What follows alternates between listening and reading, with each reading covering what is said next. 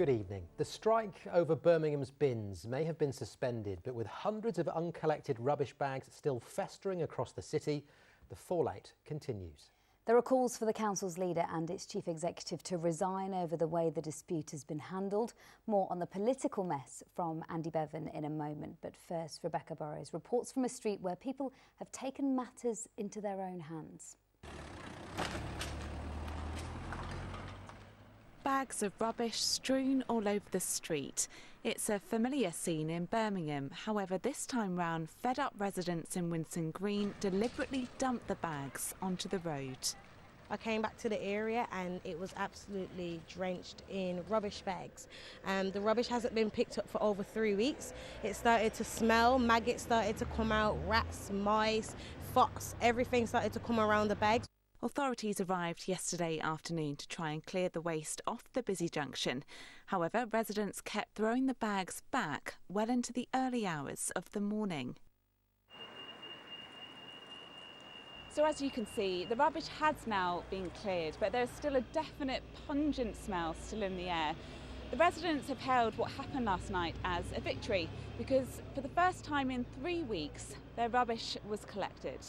People decided, I guess we've had enough, we're paying council tax, so they've decided to put the bins for a barricade until something was done about it. Hopefully we've made our mark and the whole of Birmingham needs to learn a lesson and kind of follow in our path if they've got the same issue going on, because I know there's some parts that the bins have been collected, but I see these parts as classed as more, the more uptown parts, so we don't matter around here, so we had to let them know that we do matter, and as we can see, our voices has been heard. Cherie says they're concerned not just because of the mess and the smell, but also because of the potential health hazard. It's a health issue. We've got kids. Majority of the people on the road are kids running up and down. People can't get past with their pushchairs because the rubbish is coming into the road. Residents say if their rubbish isn't picked up when it's due, they're willing to protest again. Rebecca Burrows, ITV News, Birmingham. Well, the dispute was settled in principle last week, but since then there's been some confusion over the terms of the deal and how the council will pay for it and whether it might lead to another wave of equal pay claims by other council workers. Well, Andy Bevan joins us now. Andy, there have been rumours that the strike could even be back on. Is that possible? Is that true? Well, according to Howard Beckett from Unite, the union whose members walked out in that 7-week dispute, no. Last week, he and the Labour leader of the council, John Clancy, hammered out a deal at ACAS which, in simple terms, protected the pay grades of bin workers in exchange for them switching from a 4-day week to a 5-day week. Unite hailed that as a victory for common sense and crews went back to work. The council, though, was less forthcoming. Publicly, it said its position hadn't changed from the end of June, just before the dispute began, and that position wouldn't change until the Cabinet met yesterday. However, sources I've spoken to who were and still are at the heart of ongoing negotiations over the details of the settlement tell me that in fact the Cabinet met privately on Monday this week and voted to back their leader's deal. So why are the council being so cagey about this? Well, fast forward to yesterday's official Cabinet meeting, and at that meeting members were presented with this report compiled by the interim Chief Executive Stella Manzi. Now, it says that going along with the John Clancy deal would cost the council millions of pounds that it doesn't have.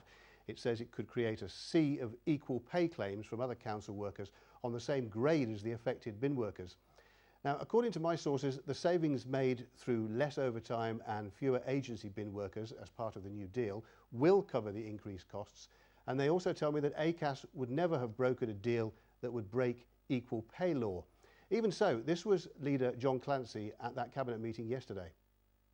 Obviously, what we are all trying to do here is to get to a situation where these things can be appropriately resolved, and through ACAS that we talk through the way forward. And with that, he officially delayed any further discussion until another Cabinet meeting next Friday. So now you have a bizarre situation where ACAS and Unite say the deal is done, but the council publicly refuses to confirm that, even though the council's own Cabinet have already privately agreed to do it and are likely to do the same next Friday. Now, all this has led to opposition Conservative councillors calling for John Clancy to resign. I think whatever happens now, he's clearly got an untenable position. If he doesn't push through the deal that he said he'd got, he is in position but not in power. If he does push it through, then he's brought the council to the risk of financial ruin, which is an incredibly irresponsible thing to have done. And clearly it's not something a leader of the city should be doing. So is that report accurate, and why introduce it now? Well, Of course, if you ask Stella Manzi and her officers, they're the people who actually run the council day to day, then yes, it is accurate. But this morning I spoke on the phone to Howard Beckett from Unite the Union, and he says that report's been introduced for politically motivated reasons. And he says it's Stella Manzi who should be the one going. The report is best described as incompetent. I think the report is factually inaccurate. I think it clearly shows that the author of the report, Stella Manzi, is emotionally connected to the dispute and has been unable to disassociate herself from that emotion. And I think she has allowed the political games of the Tories and the Liberal Democrats to affect her judgment, and I don't think that she should continue in that post. Well, this evening, Birmingham City Council hit back, saying personal attacks against senior officers within the council are not only wholly unacceptable, but also totally inappropriate at a time when sensitive negotiations are ongoing. The council and its officers are dedicated to finding a solution that delivers a cost-effective and efficient service for the citizens of Birmingham and a fair solution for employees affected by the reorganisation. So the council is still at odds over this, in a little bit of a mess, but the strikes are over. So why are the streets still a mess, Andy?